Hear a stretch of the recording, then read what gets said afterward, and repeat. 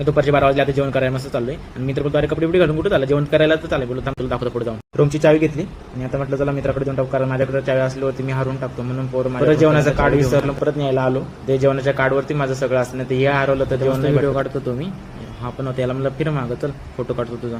Photo नाही video काढतो तो. हा मस्त स्टाईल दूर राहिलाय. चल म्हटलं झालं. हा नुसता मोबाईलमध्येच बघत असतो नेहमी. मस्त पाणी बिणी घेऊन यायला म्हटलं का बघ चल रे पुढे बघ. इथं सगळे जीन्स तयार होतं सारखे रात्रभर खटखट खटखट करत राहते.